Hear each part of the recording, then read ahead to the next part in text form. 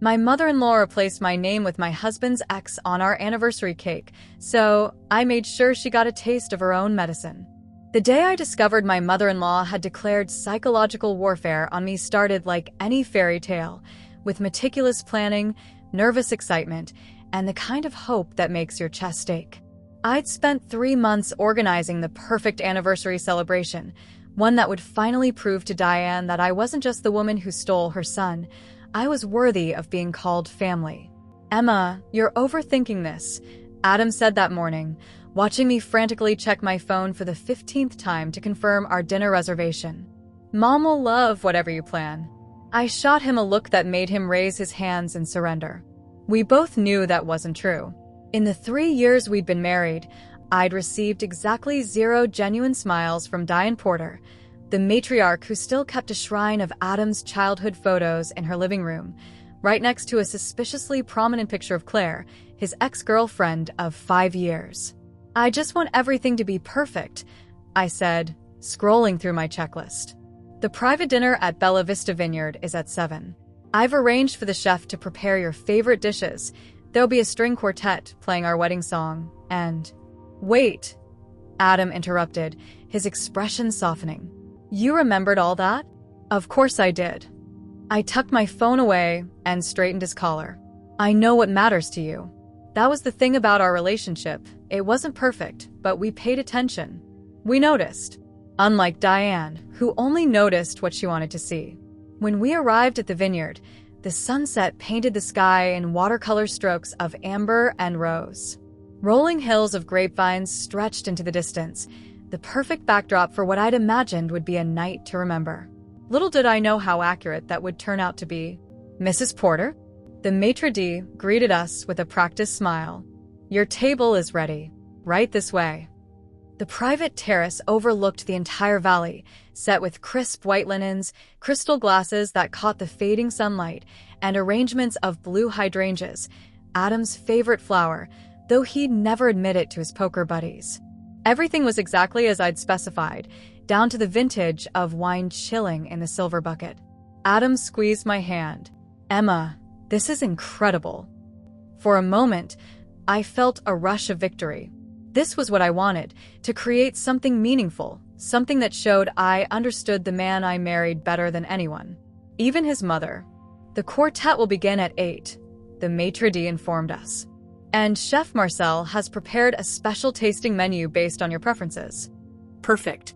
Except for one detail I hadn't planned." "Oh, and your additional guest arrived early." "She's already been seated." Adam and I exchanged confused glances. "Additional guest?" I asked, my stomach sinking before I even turned the corner. And there she was, radiant, in an expensive navy dress that probably cost more than our monthly mortgage payment, her silver hair styled in that impeccable bob that never moved, not even in a California breeze.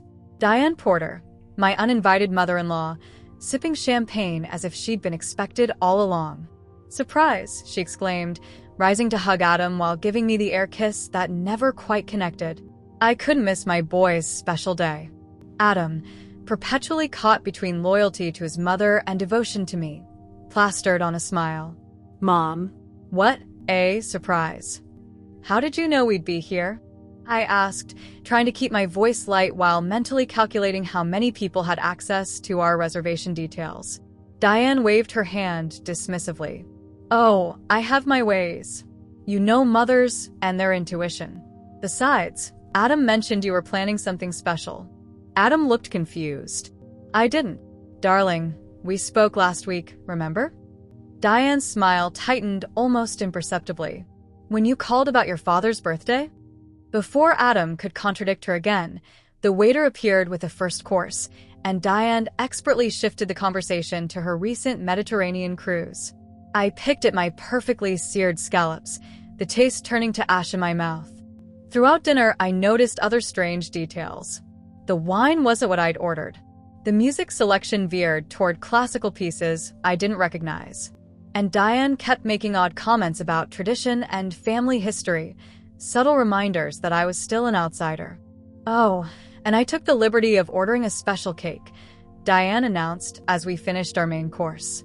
The chef here makes the most divine chocolate ganache. Adam's favorite since childhood.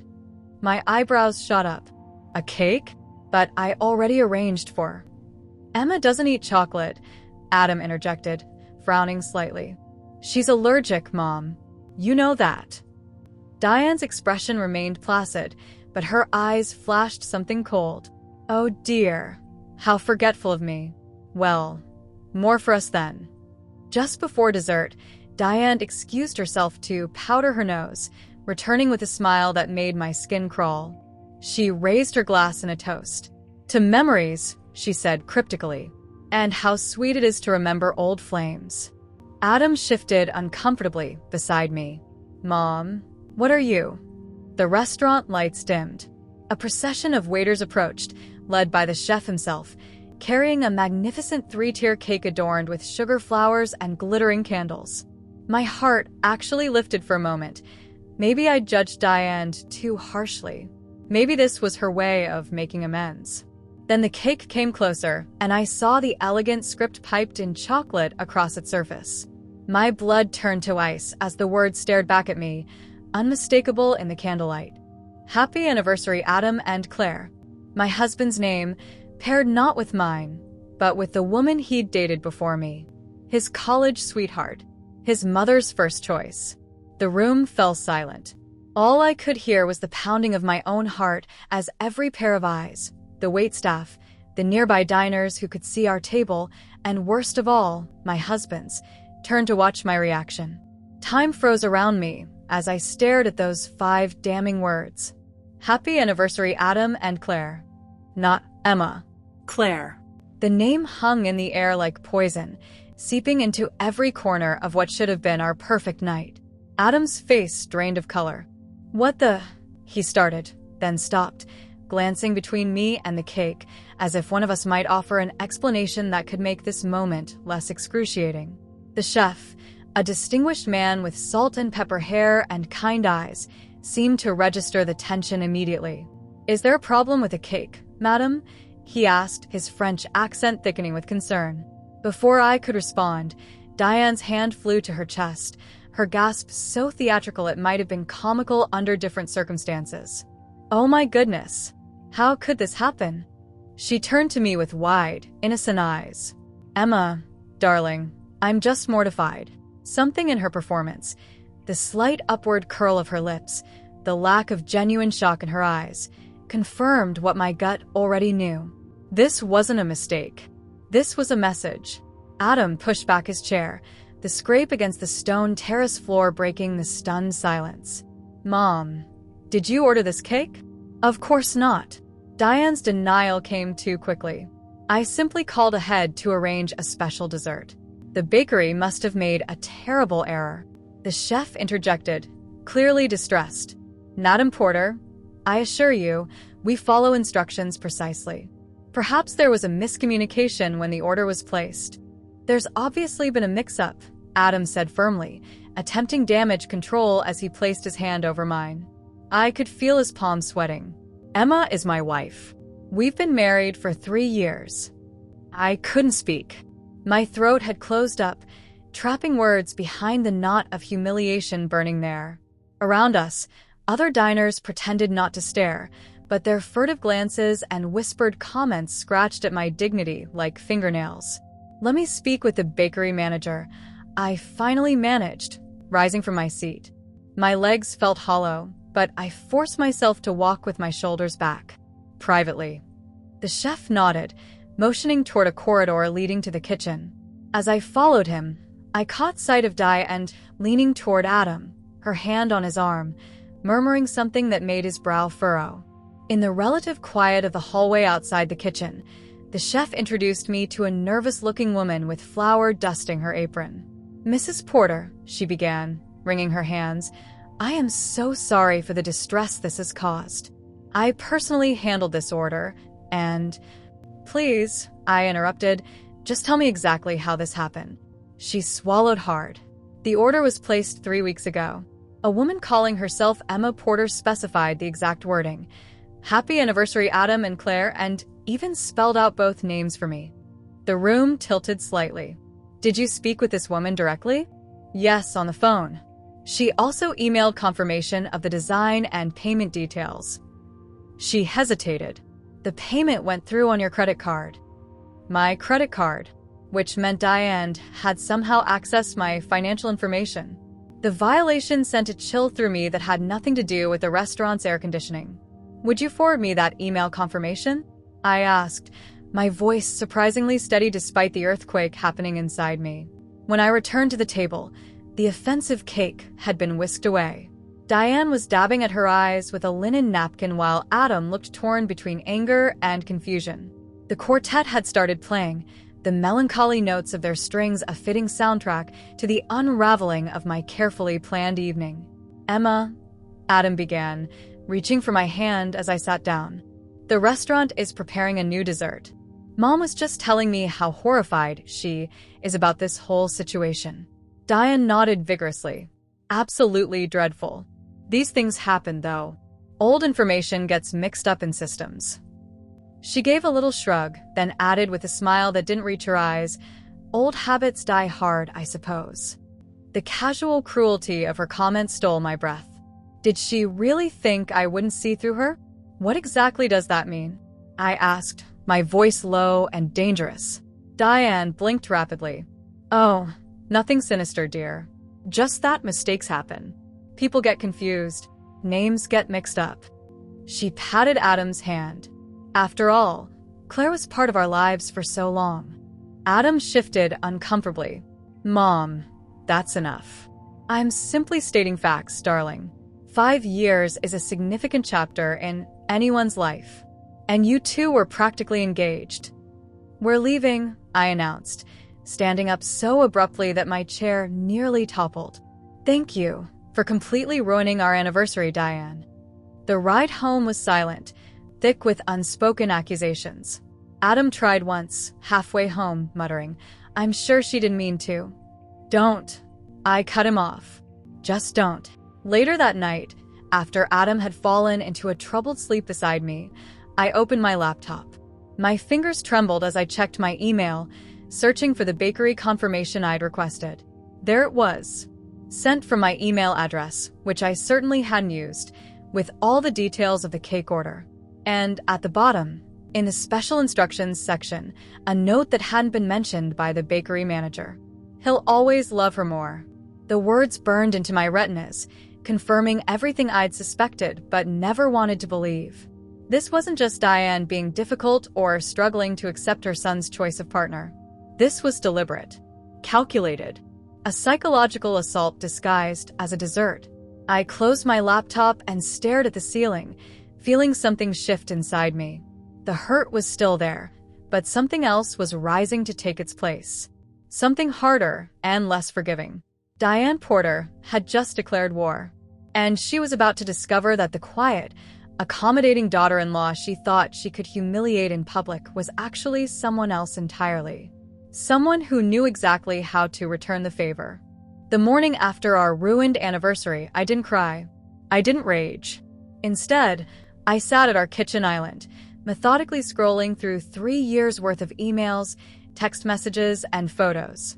Looking for patterns I'd dismissed, warning signs I'd ignored. Building a case.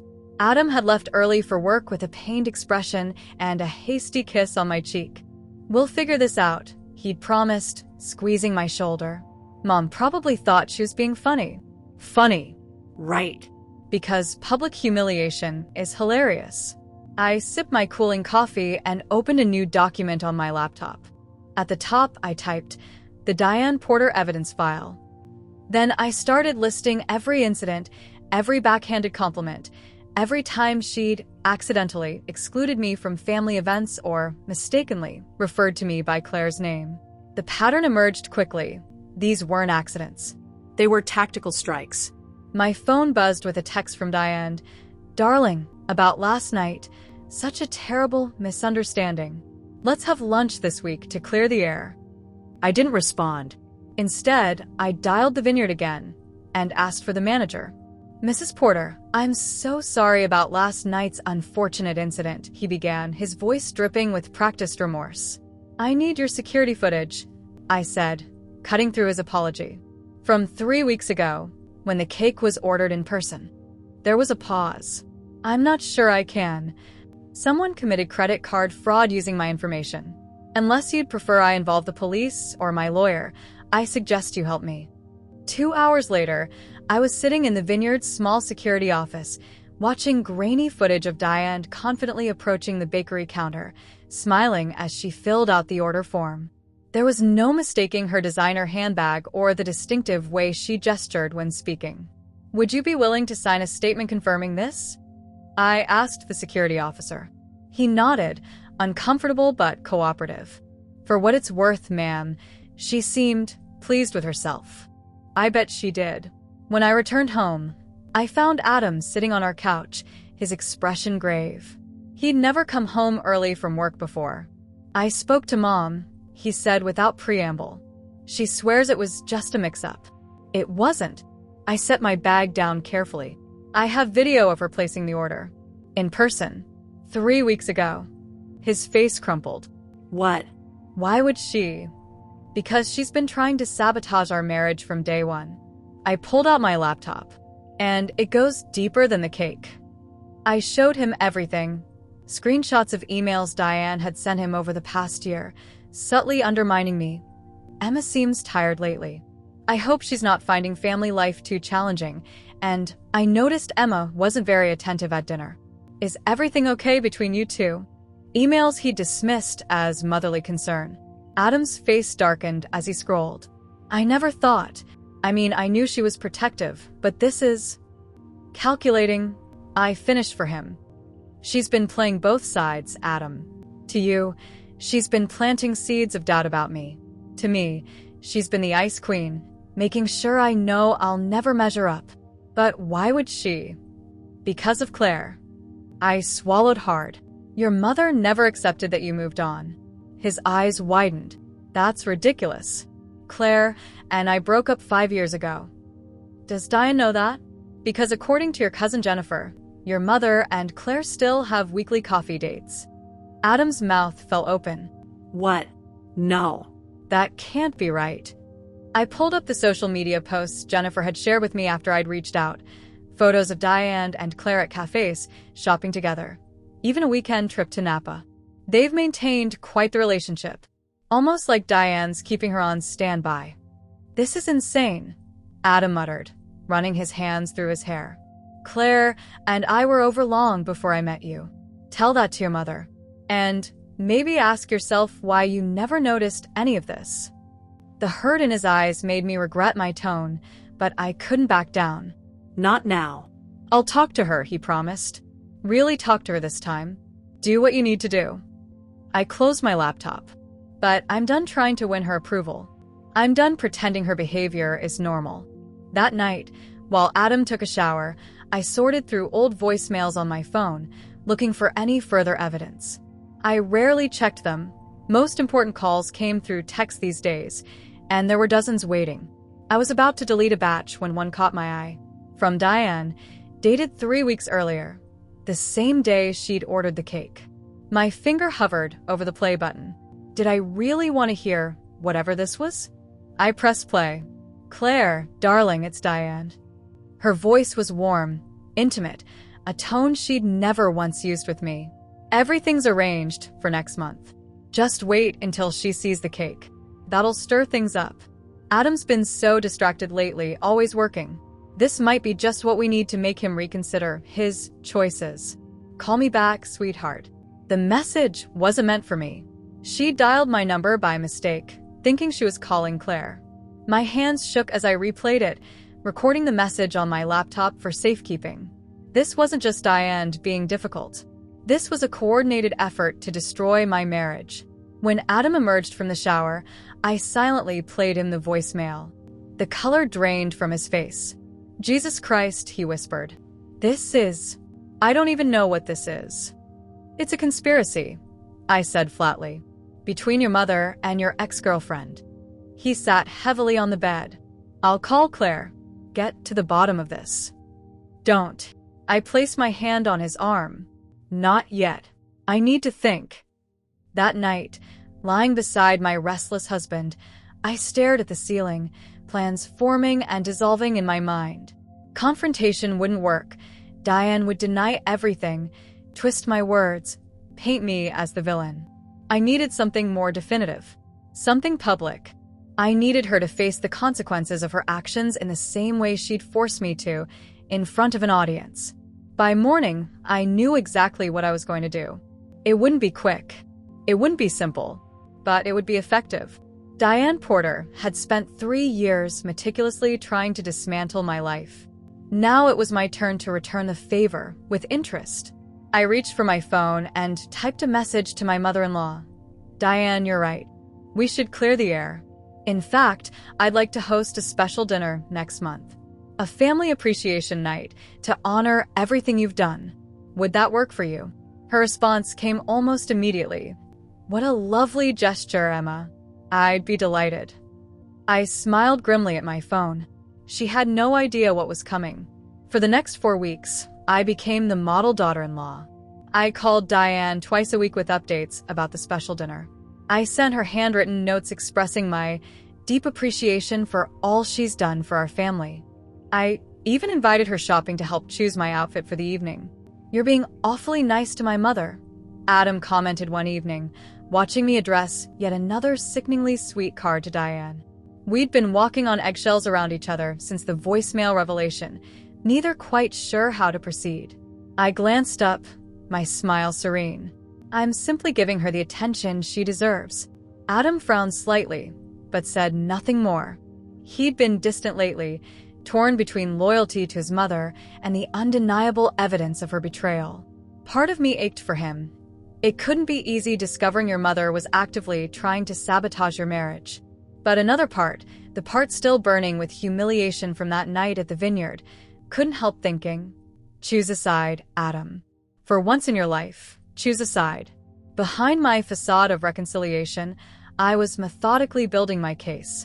I hired a private investigator, expensive, but worth every penny, who documented Diane's regular meetings with Claire. I retrieved bank statements showing unusual charges from my credit card, small amounts I'd overlooked, all linked to Diane's favorite stores. I collected screenshots of social media posts where Diane had conspicuously tagged Claire in family events while excluding me. And most importantly, I contacted the same bakery that had made the anniversary cake. Mrs. Porter, the manager, greeted me nervously when I visited, clearly remembering the disaster from a month earlier. How can we help you today? I need another specialty cake, I explained, sliding a paper across the counter with my specifications. For a very important family event. She glanced at the writing, her eyebrows rising slightly. This is quite specific. I smiled thinly. So was the last one. But this time, I'm actually the one ordering it. 2 days before the dinner, I called Claire directly. We'd never spoken one-on-one before, and her surprise was evident in her hesitant hello. It's Emma, I said simply. Adam's wife. A beat of silence. Oh, hi? This is unexpected. I'm hosting a special dinner for Diane this Saturday. She specifically requested your presence. Another pause. She has? That's strange. Is it? You two seem quite close. I kept my voice neutral. The invitation is genuine, Claire. In fact, I think your attendance is essential. There are some things you should know. What things? Her voice had sharpened, caution evident. About how you're being used as a pawn in Diane's game. Unless, of course, you're a willing participant. The silence stretched longer this time. I'll be there, she finally said. But not for Diane. I think we need to talk. Interesting. Perhaps Claire wasn't as complicit as I'd assumed. The venue I'd chosen was perfect. An elegant private dining room at the Grand Hotel downtown, with state-of-the-art audio-visual equipment that would prove crucial. I'd hired a photographer, ostensibly to capture treasured family moments, and arranged for specific lighting that would highlight the central table where Diane would sit. The guest list was carefully curated. Adam's entire family, including his father, divorced from Diane for 20 years and no fan of her manipulations, his cousins, especially Jennifer, who'd been helping me gather evidence, and most crucially, his Aunt Margot, Diane's sister-in-law and longtime rival, who lived in Boston and rarely attended family functions. Margot is flying in? Adam had asked incredulously when I mentioned it. She and Mom haven't spoken in years. Family healing, I'd replied with a beatific smile. Isn't that what this dinner is all about? The morning of the event, I woke before dawn, a calm certainty settling over me. I'd planned for every contingency, anticipated every possible reaction. The only wild card was Adam himself. I still wasn't entirely sure which way he would lean when everything came to light. He found me in the kitchen, staring into my coffee cup. "You okay?" he asked cautiously. "You've been different lately." I met his gaze directly. "Today's going to change things, Adam. I need to know you understand that." His expression grew wary. "What does that mean? What exactly are you planning?" "The truth," I said simply. "I'm planning to serve your mother a large helping of truth. The question is whether you'll be able to stomach it." He started to respond, but I cut him off. "She tried to destroy us, Adam. Not just me, us. Our marriage. And she used someone you once loved to do it." Something hardened in his eyes, determination, maybe, or just resignation. "I know," he said quietly. "And I'm done letting her get away with it." For the first time in weeks, I felt a flicker of hope for us. The Grand Hotel staff had executed my instructions perfectly. The dining room gleamed with understated elegance, cream linens, tasteful floral arrangements, and strategic lighting that highlighted the wall where a projector screen was discreetly hidden. On each seat was a small envelope marked "Truth," to be opened only when instructed. I arrived early to oversee the final preparations. The cake was safely stored in the kitchen, the slideshow loaded and tested, the microphone system checked twice. Everything was ready. As guests began to arrive, I greeted each with warm enthusiasm, playing the gracious hostess to perfection. Adam stood beside me, his supportive smile only slightly strained at the edges. Claire arrived looking uncomfortable but determined, avoiding Diane's shocked glare from across the room. I guided her to a seat directly in Diane's line of sight. "What is she doing here?" Diane hissed when she managed to corner me by the bar. "You invited her," I replied innocently. "Remember? You've been keeping her quite close all these years." Before she could respond, I clinked my glass to call for attention. "Everyone, please take your seats. Our guest of honor should be centered at the main table." Diane's moment of confusion as she was led to the spotlight position was delicious. She'd clearly expected to be seated beside Adam, not isolated at the focal point of the room. As everyone settled, I nodded to the hotel staff. The lights dimmed slightly, and the wall behind Diane's seat illuminated with a looping slideshow. Photos of her and Claire at various meetings, screenshots of emails, copies of receipts. All the evidence I'd been gathering for weeks. Diane turned, glimpsing the images behind her, and froze. That's when the cake arrived, a masterpiece of passive-aggressive baking art. 3 tiers, elegantly decorated, with the words piped in Diane's favorite shade of burgundy. "To the woman who forgot her place, happy retirement from manipulation." The room went utterly silent as everyone stared, first at the cake, then at the slideshow, then at Diane's rapidly paling face. "What?" she whispered, her voice strangled. "Is the meaning of this?" I stepped forward, microphone in hand, ready to deliver the final blow. "It means, dear mother-in-law, that it's time for dessert. And I think you'll find this cake has quite an aftertaste." The silence in the room was absolute. You could have heard a pearl drop from Diane's necklace as every pair of eyes swiveled between her frozen face and my calm one. The slideshow continued its damning loop behind her.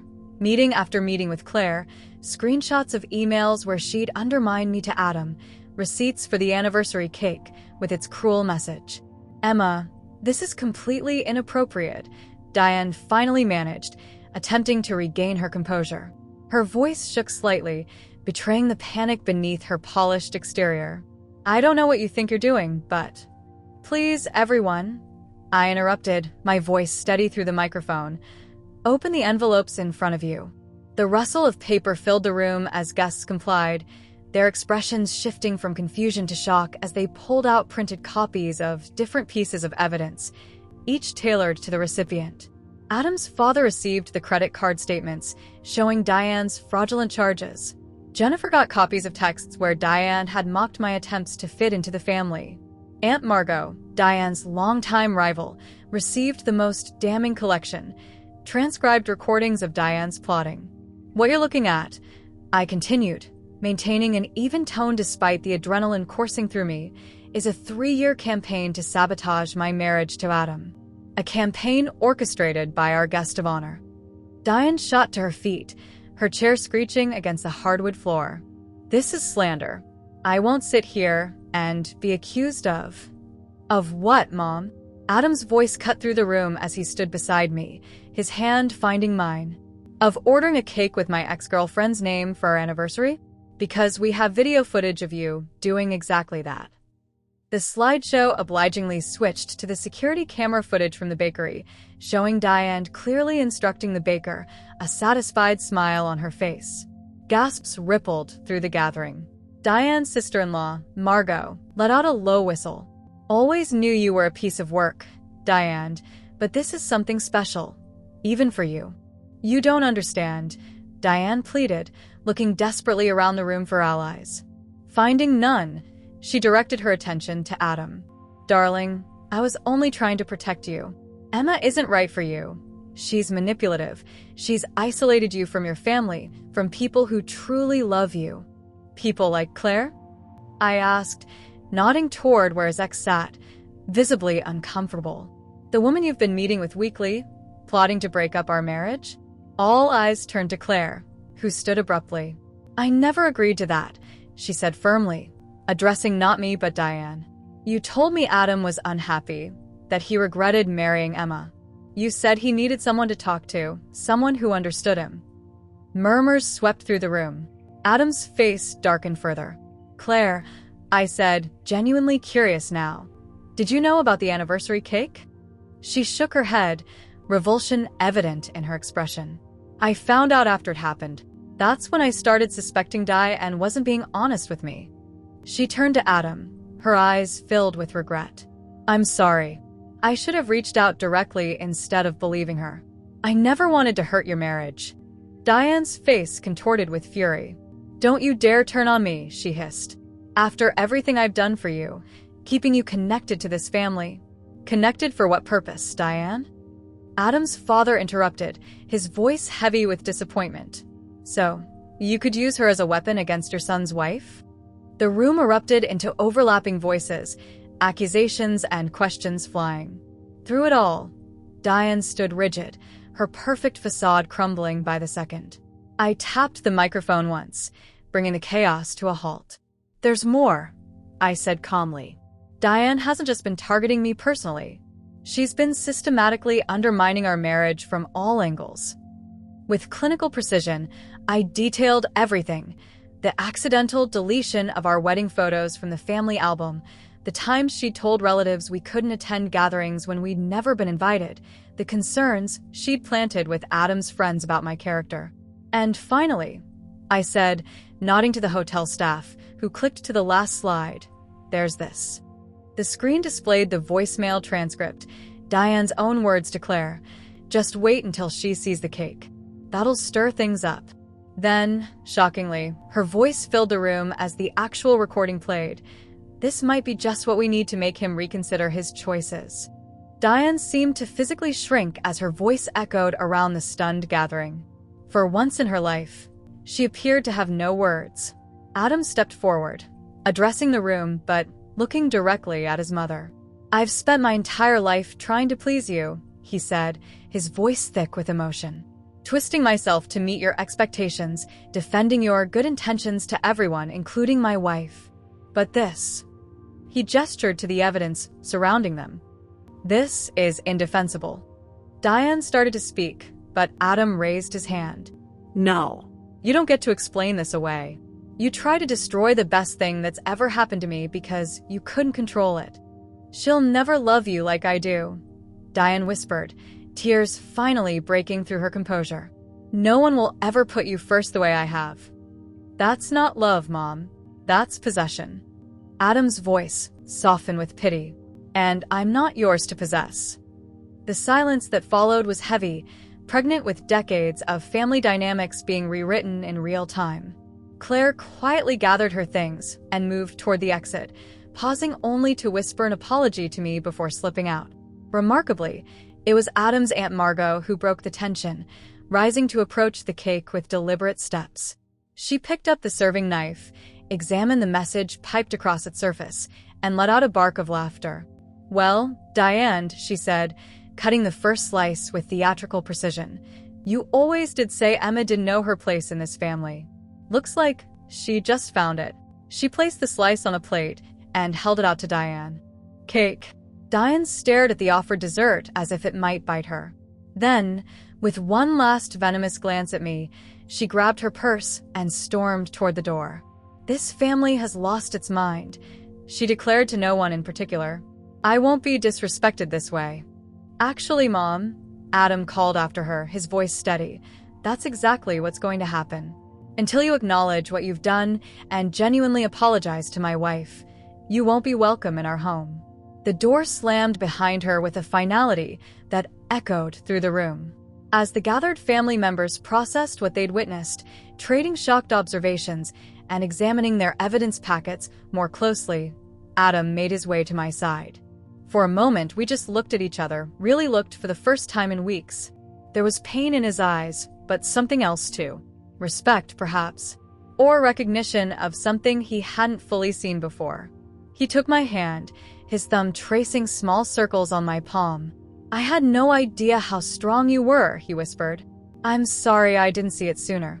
I squeezed his hand, feeling the first tentative bridge being rebuilt between us. Better late than never. As guests cautiously approached the cake, their appetites for drama apparently stronger than any concerns about inappropriate dessert messaging, I allowed myself the smallest smile of satisfaction. Diane had tried to write me out of this family story with frosting and fondant. Instead, she'd only succeeded in cementing my place in it, not as the meek daughter-in-law desperate for approval, but as the woman who refused to be erased. 3 months after what the family now referred to simply as the dinner, I sat on our back porch watching autumn leaves spiral down from the maple tree Adam and I had planted when we first moved in. My laptop hummed on the table beside me, open to the blog I'd started 6 weeks earlier. In-laws and outlaws, surviving toxic family dynamics. What had begun as personal therapy, writing about my experiences with Diane, had unexpectedly resonated with thousands of readers. Comments poured in daily from people sharing their own stories of manipulative family members, boundary violations, and the complicated dance of marriage when it comes with difficult in-laws attached. "Your latest post just went live," Adam said, stepping onto the porch with 2 steaming mugs. He handed me one and settled into the chair beside mine. "The one about holiday boundaries?" I nodded, wrapping my fingers around the warm ceramic. "Just in time for Thanksgiving planning." He grimaced slightly. "Speaking of which, your mother sent another text. Email this time. She wants to know if she's allowed to attend Thanksgiving at Dad's." His voice carried the weariness of someone who'd been managing a difficult situation for too long. Her words, not mine. I took a sip of my tea, considering. "What did you tell her?" "That it's Dad's house and his invitation list.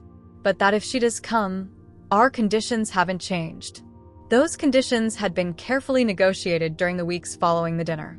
Diane would acknowledge her behavior, make a genuine apology to me, and commit to respecting our marriage, or she would not be welcome in our lives. Simple, but apparently impossible for a woman who'd spent decades believing herself above accountability. So far, she'd managed a few tearful non-apologies. "I'm sorry you felt hurt," followed by lengthy justifications about her maternal instincts and how she'd only wanted the best for Adam. Each attempt had fallen woefully short. In her absence, something unexpected had happened. Our marriage had strengthened. The weekly therapy sessions we'd committed to had opened channels of communication long blocked by Diane's interference. Adam had finally confronted the patterns of emotional manipulation that had shaped his relationship with his mother, while I'd examined my own need for validation and approval. "You've lost weight," I observed, noticing how his sweater hung a bit looser on his frame. He shrugged. Turns out emotional baggage is actually pretty heavy. I smiled at that, reaching for his hand. You're doing the right thing, with your mom. Sometimes it doesn't feel that way. His thumb traced absent-minded patterns on my skin, a habit he developed in therapy when discussing difficult topics. She was in my life for 30 years before you. That's a lot of history to rewrite. You're not rewriting it, I corrected gently. You're just finally reading it accurately. The truth was, Diane had retreated strategically in the aftermath of her public unmasking. She'd stopped attending most family functions, claiming to be misunderstood and too hurt to face everyone. Instead, she'd launched a quieter campaign, calling distant relatives to share her version of events, sending carefully worded emails that painted her as the victim of her daughter-in-law's vindictiveness. But the evidence had been too overwhelming, the pattern too clear. Her efforts to reclaim the narrative had largely failed. Claire called yesterday, Adam said after a comfortable silence. I raised an eyebrow. His ex-girlfriend had faded back into the periphery of our lives after the dinner, severing her ties with Diane and sending us both a thoughtful letter of apology. She's engaged, he continued. Wanted us to hear it from her before the announcement goes public. Apparently, Mom had been telling her for years that I was miserable and on the verge of leaving you. And she believed that? Mom can be very convincing. You know that better than anyone. I did know. In my darker moments, I still marveled at how close Diane had come to succeeding, how many small cracks she'd managed to create in the foundation of our relationship before we'd caught on. Your blog helped Claire, Adam added. She mentioned that your post about recognizing manipulation tactics made her realize what was happening. Pride warmed me from within. The blog had started as catharsis, but evolved into something more meaningful, a resource, a community, a way to transform my pain into purpose. Last week, a publisher had reached out about turning my posts into a book. Constructive Confrontation, Standing Your Ground Without Burning Bridges. The irony wasn't lost on me. I'd scorched the bridge with Diane quite thoroughly. But sometimes I was learning a controlled burn is the only way to stop a wildfire from consuming everything in its path. Do you regret it?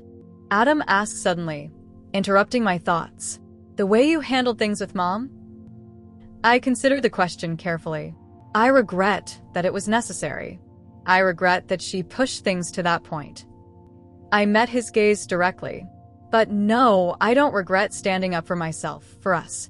Some people only understand boundaries when they're drawn in bold, unmistakable lines. He nodded, seeming satisfied with my answer. The cake was a nice touch.